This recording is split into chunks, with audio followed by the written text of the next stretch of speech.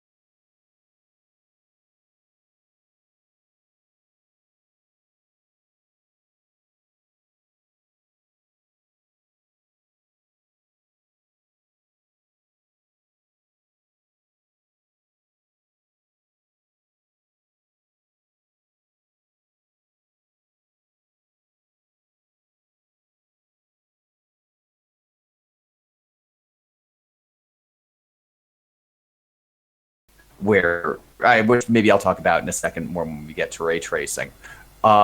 This was, if I'm not mistaken, the dominant paradigm in 3D games until recently. I believe that's largely due to computing power, but someone who actually engineering would have to comment on that. Ray tracing has been becoming increasingly popular. What ray tracing does is something that maybe actually sounds natural. It means that when you have a light source, there's a ray of light that comes out of it. And then the way the 3D space is rendered by the engine is it actually traces where that ray of light bounces off of, which is more similar to like that when I said holistic physics model before. It's kind of what I mean. You have an entire 3D space. You've got light bouncing off of things, and that determines what you render and what you're able to see. So that's ray tracing. It's a lot more resource intensive, but as Moore's law or theory or random statement, however you describe that, has taken hold over us, we've gotten to the point where GPUs are able to increasingly handle that even on like the average consumer level. If we ever move to server-based multiplayer gaming model also, so then we'll for sure have resources to do that at scale. And yeah, so that's a basic little Eli 5 on ray tracing. So ray tracing sounds like probably the least convenient thing in the entire universe to do on the blockchain, which is why, of course, a contract describing how to do exactly that. The repo is very interesting. It's actually not like a lot of times you'll see a contract actually be in a environment. I mean, this is actually an old contract. It was written in 2018. So would have been Truffle back then. A lot of times standalone contracts you'll see in an environment. This is actually literally just a soul file. So yeah. Yeah, you want to scroll up? Sorry, I think it's cutting out. But yeah, well, that's an awesome introduction. I just wanted to chime in and say I'm coming into this with like zero context, and usually Zero context.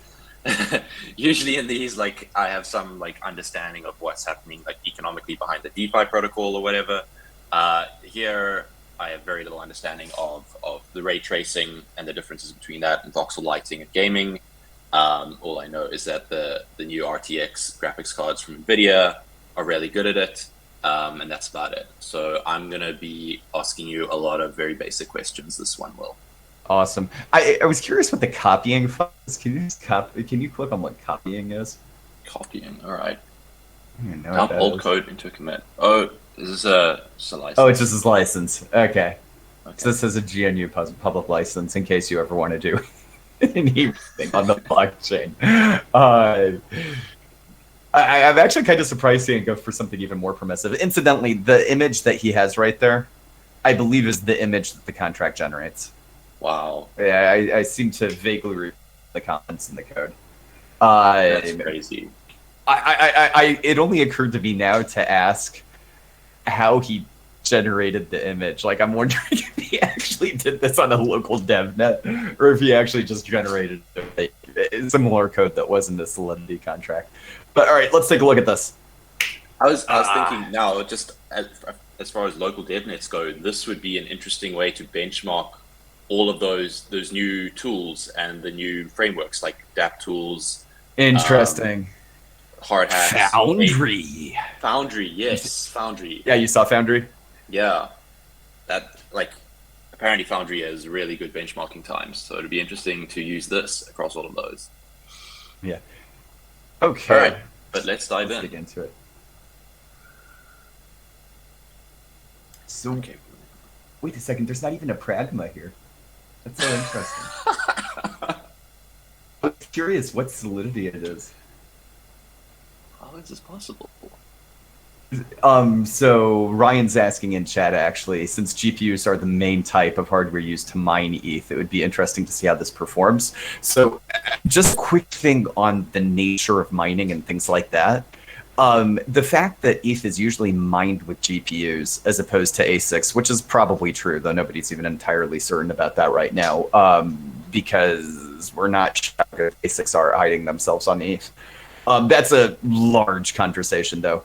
But in any event, the GPUs are only being used for the POW algorithm, whereas this wouldn't just be about getting it mined in a block, which would probably be done by a CPU, if I'm not mistaken, though I'd need someone who understands the lower level stuff better than me, because the actual execution client that, in the end, the blocks will, I believe, be running that portion of the code through the CPU, but not GPU, though I might be mistaken. But it also means that every node on the entire network, when it receives this block, will have to process it. And that's even non-mining nodes. And in those cases, I don't know that they automatically get shifted into the GPU if there's even one available. Because, I mean, you can run a node on any kind of computer hardware. You know, people run on laptops. I don't think you can run them on a phone currently.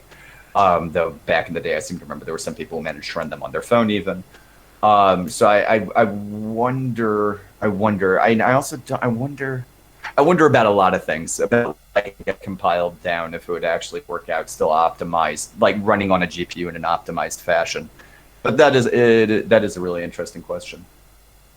All right. So Peter doesn't give us a pragma. I'm gonna have to try and dump this into Remix in like 8.0. You know what I know? You know what I mean? But let's see here. I'm just skimming through it now, and it's like honestly quite amazing code to see this in Solidity. Like I'm seeing like a lot of trig functions here, some pretty crazy math going on a bit lower down. Yeah. And just remember, this is written by a guy who codes in Go all day. In case you ever want some humility, you know. I think it's this and Sam's pinball game for me that just like make me feel absolute in Solidity. Yeah, like, you know, Sam will say things like, yeah, I'm not really a Solidity dev, I don't know what I'm doing, like, you know, cranks out this like intense CTF on his 0-day in Etherscan, but yeah. Also, considering this was written in like Feb 2018, should we work out what the sort of the latest version of Solidity was back then? I don't think that's too hard. I remember there's a resource somewhere for that. I'm forgetting exactly where. My gut instinct is going to be somewhere in the 4s. Yeah. fours, I would think. Because it's early 2018 also. I'm guessing it's somewhere in the fours. Wow. Oh, you could just go to releases in Solidity and try and find it in GitHub. But I mean, let's dive into the code. It's like it's a beastie contract. I'd say let's just try to. All right, let's get in here. So we got some globals. Yeah, we got some globals here. Really good commenting, incidentally. Image properties for the path tracer. So we've got width, height, and a buffer, which is buffer is ephemeral, whereas the width and height are fixed. I'm assuming the width and the height of the entire 3D space that we're ray tracing inside of, but I could be wrong. Then we configure the scene for the tracer to render. Ray camera, which is the kind of the point of view that you're assembling the image from. The vector has a delta X and delta Y. Oh, okay, which he even says really clearly in the comments. So when you're incrementing the ray of light, as in you're creating this ray of light, which increments its position in time, with every unit of time that goes by, it'll increment itself and move a bit further. So you have the delta X and delta Y of, I'm assuming, the ray of light. The spheres and triangles. So if you remember back in that picture, so there is that marble there, and then there's an Ethereum diamond. I think those might that would be a sphere singular as opposed to spheres. Maybe that lighting element on the top is also a sphere, even though it looks kind of 2D-ish. So we've got an array of spheres and an array of triangles, and we also see that there are a bunch of custom types using structs, I'm assuming. So ray, vector, sphere, and triangle are all going to be structs that I guess we're going to see later in the code because they aren't defined here. And then a function called Snailtracer. So that's the ray tracer constructor to create the scene and pre-calculate some constants that are the same throughout the path tracing procedure. So okay, we initialize the image parameters. So you can pass in a width and a height. Initialize the rendering parameters. So the camera. So yeah, I'm assuming from this that we've really only got one image, as in that this isn't you can feed in an image and have it ray traced. It's just always going to generate that image. Though apparently you can put in a variable height and width for the scene. But the camera will always be a vector at 50 million. I think. That's muted. Yeah, I think 50 million. So then 52,295,600,000. Interesting numbers. Yeah. Yeah, we still don't even know exactly what a ray or a vector are, but we see that a ray's first component is a vector. Well, vector would be in the mathematical physical sense, surely. X, so Y, and and Z. What's the third? Oh, it's Z. Ah, right. Yeah, sorry. I'm going back to linear algebra, and I'm thinking space on me. All right, fine. Then we have norm. I'm guessing that's a function inside this contract. It probably means to normalize. Yeah, I think normalize. It probably normalizes to a space of from -1 to 1 or something like that. Oh, okay. I don't know. And then there's another vector there, and then 0, and then false. So we'll have to add, I guess, what the 0 and false are. So we have two vectors for array, and then another uint int argument, and boolean. Interesting. Okay. Delta X equals vector width times 513,500 divided by height 0, 0. You have 4 arguments in vector. Vector is overloaded. No, wait. No, because here, this is 1. Right. I read wrong. X, Y, Z. Good point. Yeah.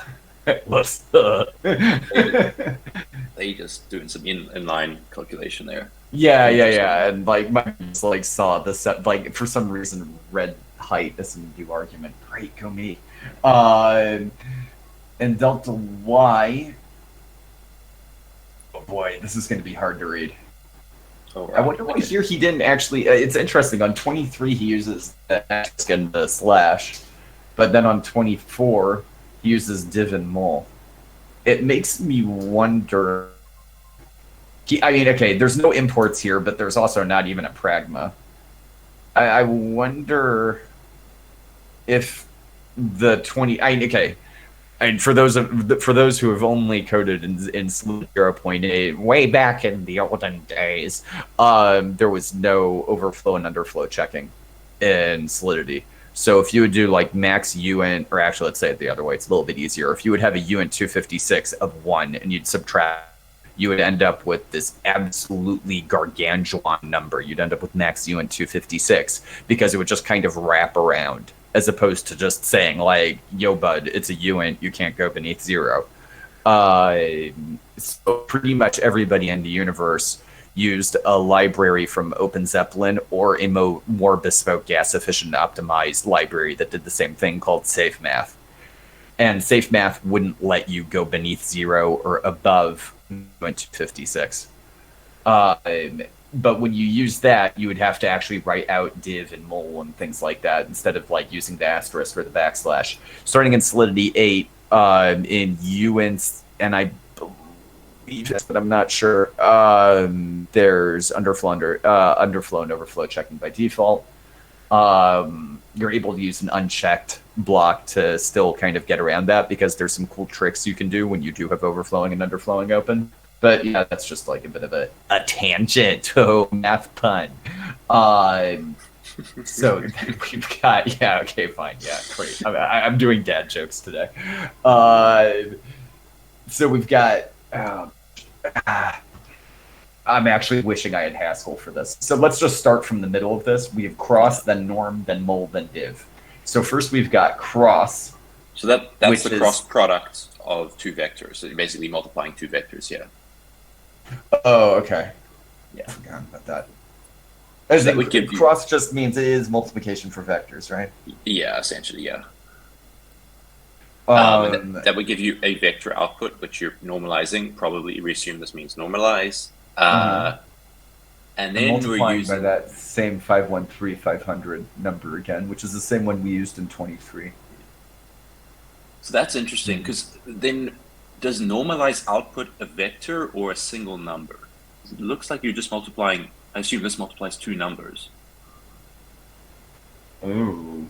That's probably what normalize is doing. It's probably trying to get into a normal number somehow. How do you convert a vector to one number? That's interesting. Number.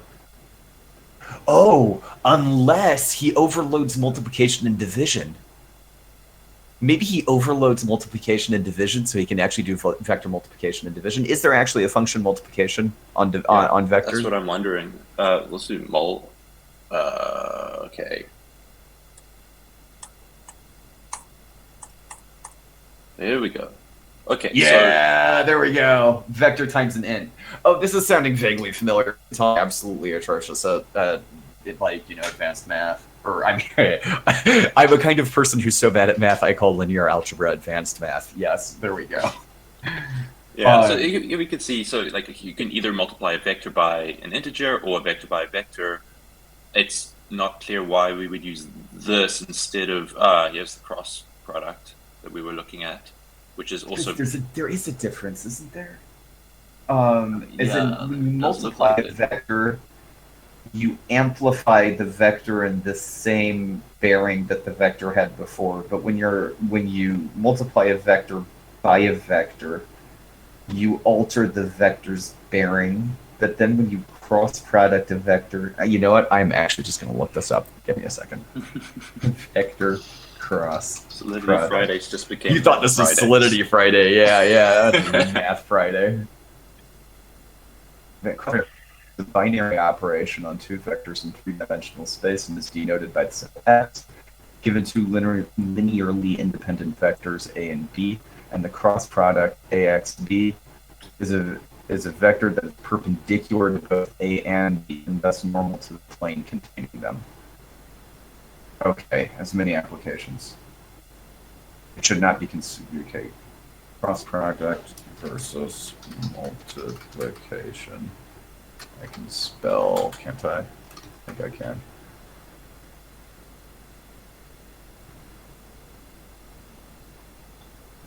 Wait a second. Right.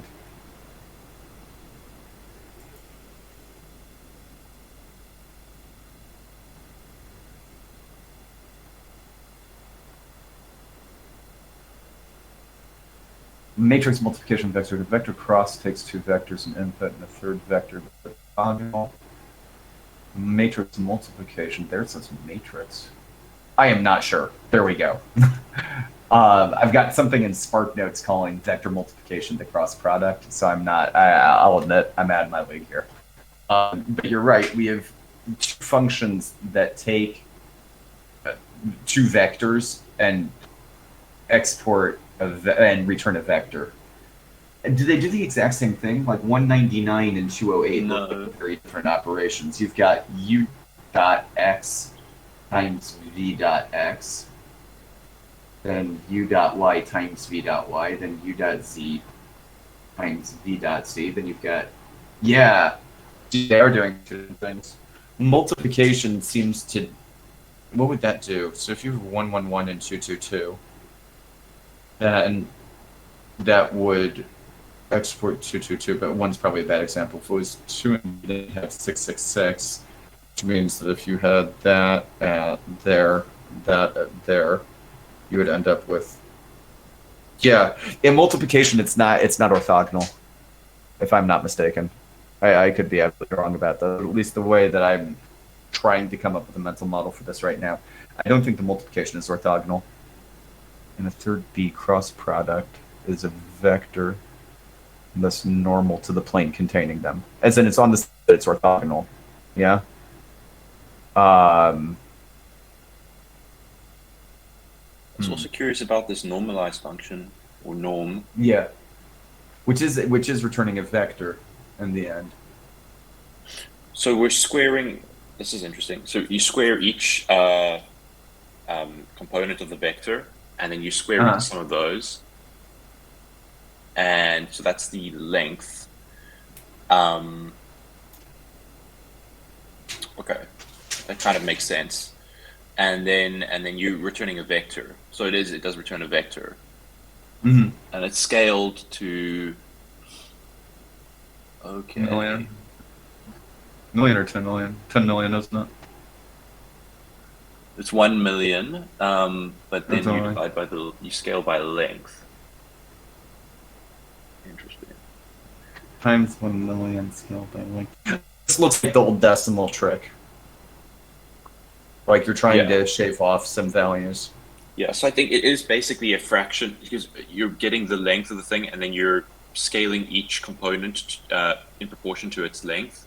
And then you're just like sort of scaling that up again by 1 million just so you have decimals to work with in Solidity.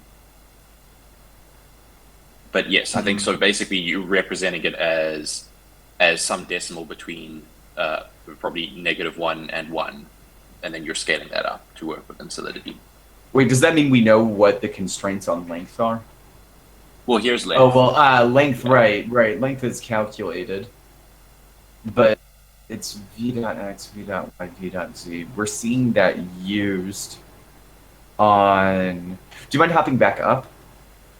Sure. I'm like trying to figure out if there's some kind of constraint on width and height that you'd need to be aware of to use this, which are probably like sitting openly in a comment or the README or something.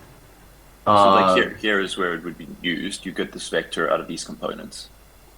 And so that would be 0. This would be, I mean, these are both negative, but they would be squared into positives of the square of each. And then they sum, and then there's the square root of all of that. And then you've got those components over... Oh wait, can you square root negatives? Well, that would be an imaginary number, so right, I don't think it really works in 3D space. At least real 3D space. So that square root function is probably all just spoke on. That or there's no default square root in Solidity anyway, I seem to remember. Could be wrong about that.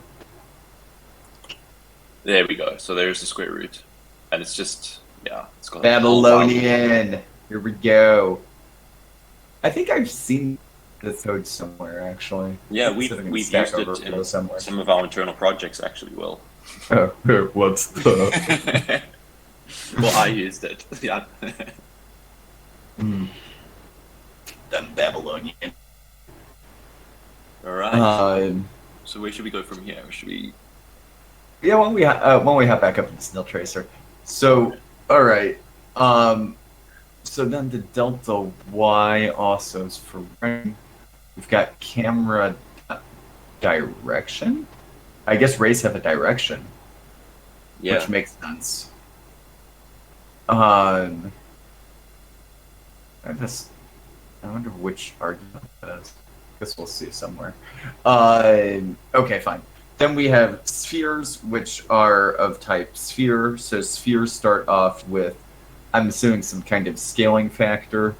Then vectors probably. Oh man, my math is absolutely failing me right now. What would I need in order to construct a sphere? I would need to know the probably radius. The origin. Yeah, so you need the radius and the origin in 3D space, so like the center of it in 3D space. Mhm. That's what you need, I guess. Yeah. So, I wonder. And we have these that are 0, 0, 0. It's interesting. Also, I wonder what's up with that. So yeah, spheres start off with a number. Again, I don't know if that's an int or a uint yet. Then we've got 3 vectors and a material, just a new data type that we haven't seen yet. Should we go look at how to construct a sphere? Yeah. Yeah, sure, why not?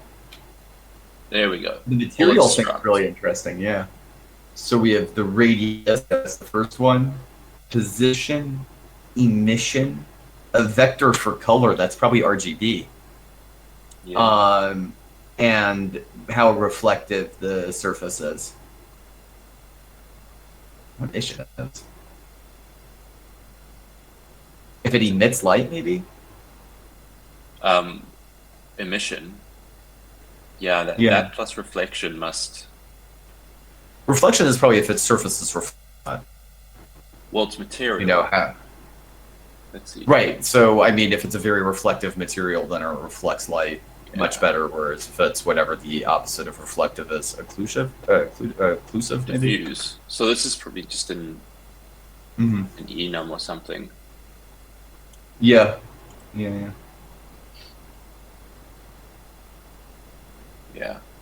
Refractive, diffuse, specular. Can we figure out what these spheres are, though? Initialize the scene bounding boxes. The term bounding boxes sounds very familiar to me, but I am completely blanking on it. So I think that is in your 3D space. That is the cube or whatever that contains your object. The whole so space. Sphere. Well. Oh no! Yeah, you're right. That's it. Yeah. So if it's a sphere, it has to be sort of bound by an outer cube that contains it. Yeah. But what's that have to do with spheres then? That's interesting. I wonder if the spheres no, they're diffusive. I wonder, since they're called the sounding boxes, and the picture actually has walls around the scene, I wonder if this actually, like, each sphere defines, like, one of the corners of the wall. Did that make any sense? Like, I wonder if he's kind of, like, defining the wall around the scene with these, by using spheres, since we haven't seen a cube or anything like that. Well, okay, so we're going to get triangles. This is the Ethereum logo. But it's an Ethereum logo, like you said, yeah. Like, I mean, one of the weird differences between a sphere and a triangle is, I'm not exactly sure how he's doing the triangles, but you can easily see that Ethereum logo as comprising of, what would that be, 4 triangles that are visible to the human eye. Oh, wait, no, but he'd need to draw all of them because it's racing. He'd need to do ones in the back also, so it'd probably be 8. What are these? All these spheres are. Oh, and there we have. Hey, it's a typo. Should I make a pull request? Yes. 39. Ethereum logo front triangles. Uh, you know, that I can put in my LinkedIn bio that I am a co-author of the EVM ray tracing algorithm. uh, Fascinating. So yeah, we've got front and back. And even though you can't see the back triangles in the picture, since you have to bounce light off of them, I'm assuming they need to be defined. Yeah. So this must be some sort of like just the environmental, the outer environment in the box. As you were Right. Yeah, saying. that's kind of. I was guessing that all the vertices are spheres, and then there's like I want what goes to draw a line between them, and which ones. I don't know. I'll That's admit. very odd. It's very odd. Yeah. Okay. Yeah. Oh, but he does actually construct rectangles. I was wondering how he would do this, because if you take a look, this logo, of course, is these two four-sided pyramids on, like, one inverted and one regular on top of each other, but with a little itty-bitty space in the middle. And it's usually drawn with the perspective a little different, so that it's a little like edgier. But whereas here you're kind of looking straight on. But the bottoms of the pyramids, or the top of the inverted pyramid, are squares. And I was kind of wondering how he drew that, but I just realized now because I was a bit silly. It's just two triangles. Oh boy, Yeah, yeah. So I think like any polygon can be made up of just a series of triangles. triangles. Yeah. Yeah. Thus spake trigonometry. Yeah. All right. Should we continue? Yeah, which makes sense even because then you've got four triangles there comprising those two squares. Okay, fine. Calculate all the triangle surface normals. For you, 0, I is less than triangles dot length, I plus plus, triangle memory triangles I. So, oh, look, it's a gas efficiency. He loads the triangle into memory first on line 59. So don't worry. You'll save some gas while you're Gas ray optimized, boys, tracing. for when you're doing your ray tracing on chain. Yeah. Triangles I dot normal. So I guess each triangle has a normalized representation, which I'll admit I'm too smooth brained to fully grasp the depth of.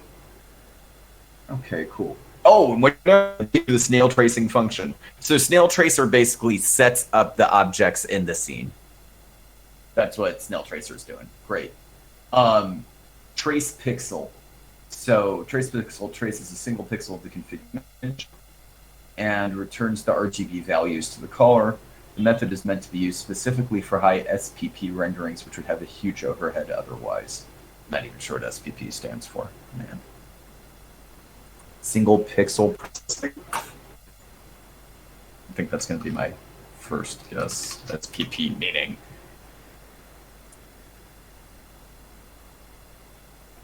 Just thanking Ryan chat for he's giving us all the math. Coming with the math.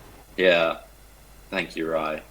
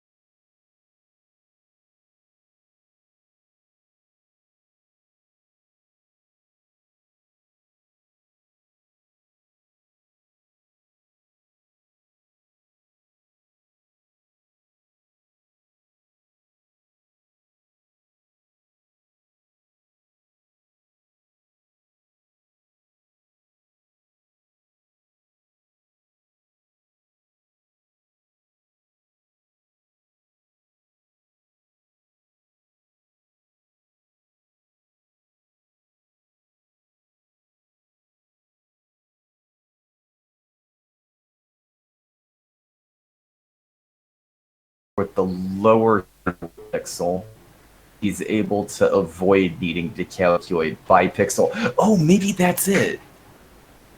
Maybe that's it. As in, if your SPP is lower than 1, then maybe that means that you're necessarily sampling every pixel to see how the ray of light is going through it.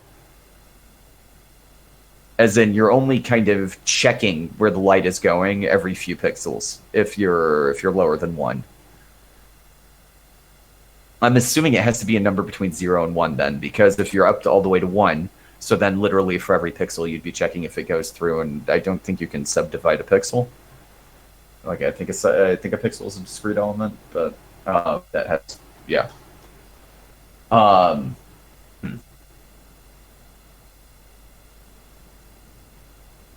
So yeah, I guess that's what a scan line is. It's like if you're checking more than one, you're not checking every single pixel. You're taking kind of like a bulk of pixels and checking them. Maybe that's what a scan line is.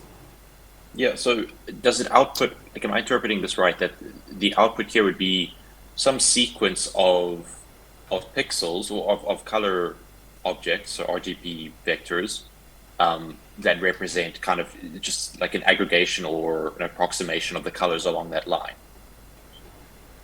Is that what we're getting here? I am not sure. Do you want to go all the way back to the top? You might actually say there in the beginning. Buffer, where we go? Buffer traces. So it's a number of traces. Oh, wait. So maybe he is... maybe the way he's avoiding pixel by pixel is because it's a lot of pixels in the buffer, and that's what he means by image traces. As in, you're packing in, like, an entire line of pixels.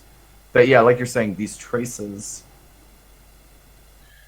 I wonder if we... What did you think it was? You thought it was an array. Sorry? So I mean, I obviously don't understand what goes into the actual sort of like race tracing computations, but I mean, to me, this sounds like it's looking at a line at given y. Yeah. Although how many times per, like, you know, how many pixels for each sample? The in. Why is it only? I mean, it's only going along y and x. Why are we ignoring z here? Why is there no z here? Because it's array, I'm assuming. So it exists right. like the ray 2D space. Okay. But I guess yeah, I don't know enough about ray tracing because you'd think that you'd have to kind of position the ray in 3D space first. But I'm assuming that I'm assuming trace scan line is also called internally, as in we're back in the days where you did not have to declare a function as public. It was automatically public. You would have to declare it as private. So I'm assuming all of these are public functions, meaning they're probably going to get called somewhere somewhere in the contract. At least I think it defaulted to public, not external. I could be wrong about that, but I'm pretty sure these all default to public. Okay. So traces. I lost never. There we go. The configured scene and turns the RGB pixel value array containing all the data top down, left to right. This method should only be called for very small images and SPP values, as the cumulative gas in memory can push the EVM too hard, which is also interesting. I mean, at the end of the day, you're right. You're making the EVM churn a lot of calculations here, but I'm assuming what's really going to happen at some point is you're going to hit the block gas limit. The block gas limit actually increased a great deal in EIP 1559. You can get it up to, if I'm not mistaken, 30 million. But at the same time, like if you're doing enough math here, I'm assuming that you're actually going to run up against the constraints of the gas limit. I'm assuming things like, you know, hard hat or whatnot allow you to configure the block gas limit on your chain. But yeah, you might actually need to do that at some point. And of course, if you do that too much, this kind of has to do with what Ryan was asking before. I don't know if these calculations get ported off the GPU if you have it. I have a kind of sneaking suspicion that they don't even. Just because I've never seen driver work with clients. You know, like seeing that there needed to be some kind of driver compatibility for a client to run. So I'm kind of assuming that all of the math is actually getting done in a CPU, maybe an integrated GPU. Which means that at some point you might start smelling the wonderful smell of burning silicon in the morning also. But I wonder if it would actually be able to like place a serious concern on the CPU or something like that. Don't know. Trace image. So we're going to return also. I'm assuming, yeah, this is also going to. So this is pretty much the same idea that we were seeing with the scan line, except that this is going to be in 3D space, I think. All you're passing in is an int SPP, then you've got an X, and you've got a Y. There's still no Z. Very interesting. Though it does say it's going top down and left to right. Yeah, but it's in one plane. The image traces. It says it's an entire image. So this would give you the whole plane, I guess, right? Like right, but only one plane. We're still like ignoring any Z, right? I'm exactly kind of wondering at the end of the day if ray tracing. At the end of the day, the image is actually being displayed in 2D space. It's getting written on a screen. So I wonder if that's how we get down to a plane. Because even though like our eyes tell us we're looking at 3D, this is sitting on a 2D surface. So I wonder if that's really the point. Yeah, maybe that's what it's doing, is really just it's taking all of the data and approximating it into the sort of X and Y value. Yeah. Benchmark up an ephemeral image configuration and traces a select few handpicked pixels to measure EVM execution performance. You can that's really cool, actually. So he passes in a width of 1024 and a height of 68 here. Sets a vector, sets a delta x, sets a delta y. Trace a few pixels and collect their colors as a sanity check. Color add, color trace, flat diffuse surface, opposite wall, reflective surface mirroring left wall, reflective surface reflecting right wall, reflective surface mirroring the refractive surface reflecting light. Fascinating. I just want to say this is such a cool contract. He just like created a benchmark function. You don't see this in contracts at all. Yeah. It's like, so sick. There's a part of me that wonders if he still uses this every now and then to test Geth. Like, let's just see what happens, throw it in. All right, here we're starting to hit the internals. So things might even get I wouldn't say easier, but like to some degree we're already at the critical mass in the contract where we've seen all these functions in use before. So trace executes tracing a single pixel of the result image and returns to RGB color vector normalized to a value range. So I'm really wondering if what this does is if you look at the image as a 2D surface, for each pixel in that 2D surface or every bulk pixel where you're doing it, what you need to do is you kind of need to imagine in 3D space where rays of light have bounced off of and see if there's any light that hits that pixel when it's been reflected off of. You know what I'm saying? It's like you take the scene and you drop a 2D plane in front of it, and basically for each pixel in that plane or each unit of pixels in that plane, you're measuring what should have been hitting it from 3D space, and that's what you're rendering.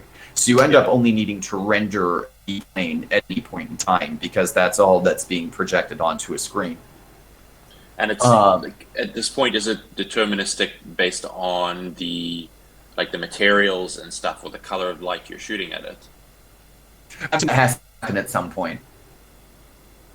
Yeah. We'd have to see where he starts digging into materials and seeing what happens. Yeah, he has that radiance function. That looks like something that might deal with that. Yeah, it loads his pixels. So for K, And here's where he uses SPP as a range on 125. So he's K equals 0 and K is less than SPP. So I'm assuming what that means is he kind of up to SPP to, like, the SPP defines how many times, like, how many samples of the ray moving through things he's going to take. I'm not going to figure out the math on 126 and 127.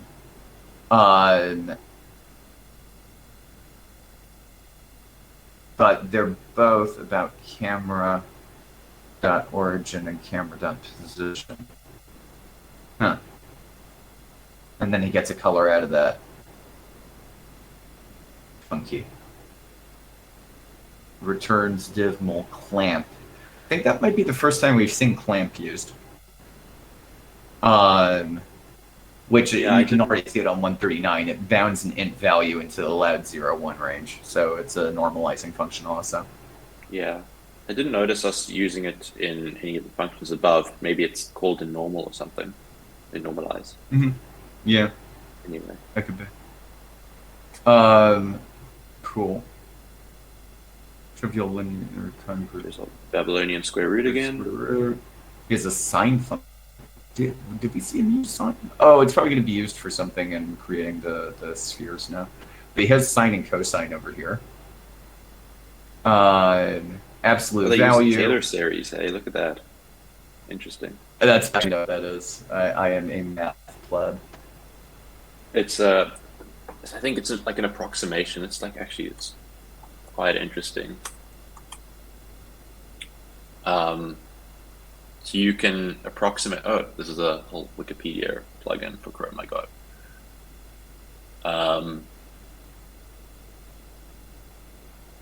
So I think it's a way of approximating functions.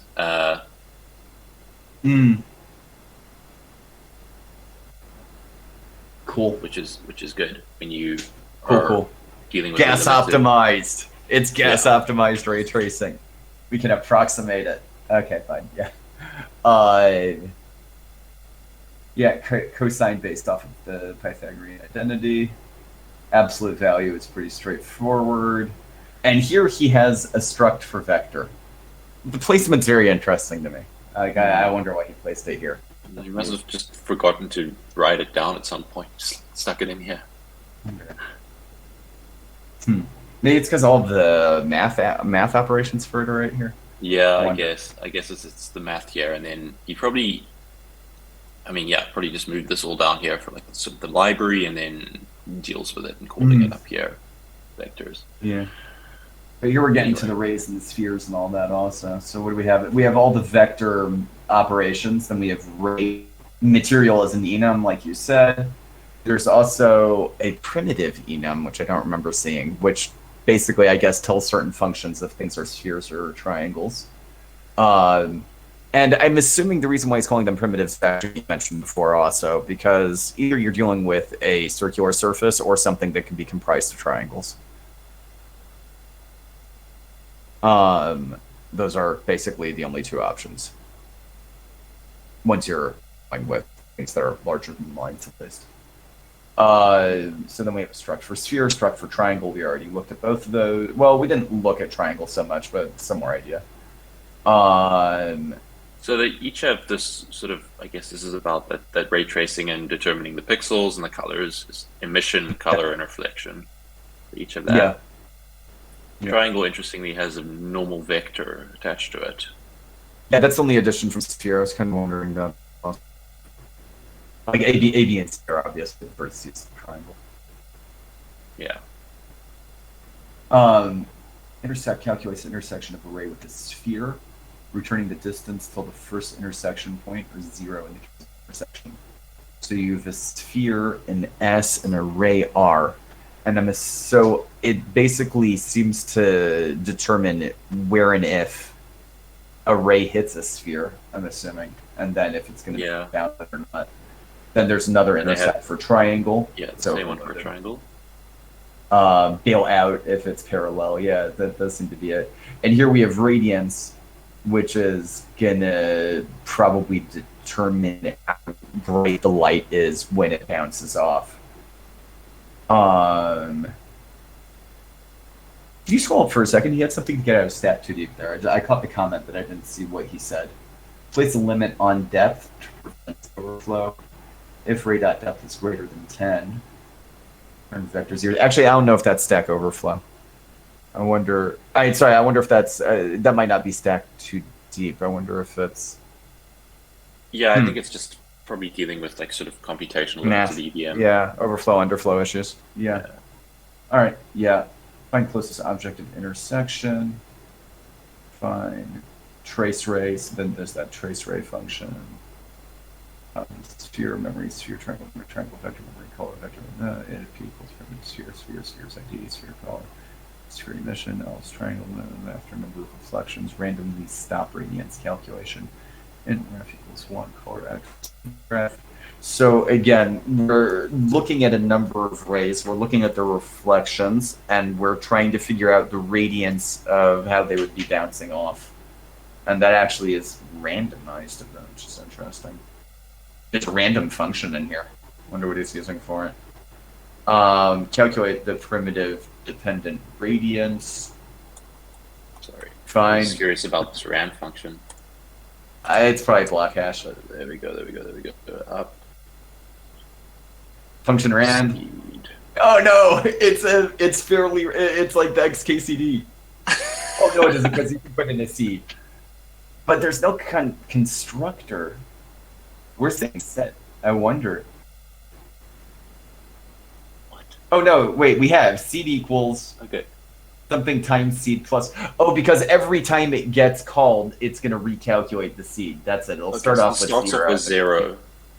And then it'll become 1, 2, 3, 4, 5 the first time it's called, and then you'll just take, I guess, that randomly rolled 1, 1, 10, 3, 5, 1, 5, 2, 4, 5.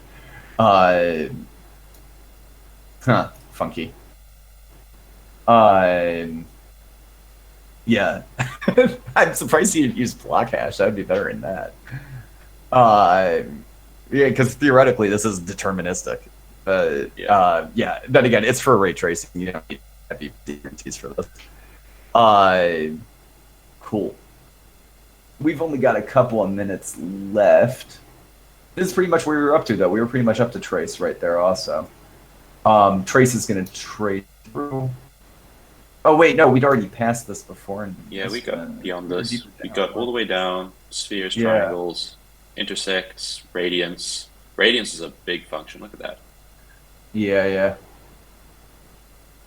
More radiance. And it's overloaded also, yeah, for triangles and spheres, I'm assuming. Oh, wait, no, it's 3 of them even. Yeah. Okay, so I guess and this is gonna probably the one that uses the materials. No, it's not. Oh, yeah, if ray.reflect. Huh? So I think we've got different functions for different materials just to calculate their effect on the light. Ray, triangle object, ray. What's the next one? Ray, vector, intersect, vector, normal. Wait, so we have triangle, ray, vector. Oh, yeah, he has different named functions. So he'll call diffuse for those, and then he'll call specular or reflective for those. As in, that enum will determine which function is called to apply what level of refraction to it. Exactly. Cool. Trace ray. With all objects and returns the closest one. All right, and that's it. Yeah. Had to run towards the end there, and definitely didn't dig into all of the math. But if you're ever looking for any trigonometry, like any on-chain trigonometry, and I think that's really one takeaway I have. Like, if I ever need chain, like, this probably would be the first place I'd look, just to see if Peter already had worked out. Yeah. Cool.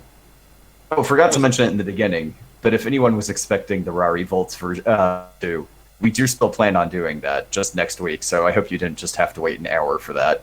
We're hoping to have some coolness around that, which I'll announce that I hope there'll be an announcement about at some point. But in the meantime, yes, if you ever want to burn down your CPU, then try Snailtracer. It's been really, really cool to look at this. I really want to dump it into Remix. And, like, I mean, you're going to have to play around with it a bit for it to, like, because we don't have constant functions anymore. You're going to have to put visibility. You're probably going to have to write constructor. I don't think you. Oh wait, can you imply constructor? You can imply constructor still, I think. But yeah, awesome. Yeah, that might be a fun side project to just convert this to like 0.8 Solidity and then use it to benchmark the different frameworks that we have now to build Solidity projects like DAppTools, Hardhat, Foundry. Yep. Yeah. But thanks for recommending Snailtracer, Will. This is like a super interesting contract and super different to what we usually go through. Yeah. Awesome. Cool. So we're going to be wrapping up here for this week. Thank you very much for bearing along with us. Hope you enjoyed this contract as much as we did. Yeah. Till next time. Till next time.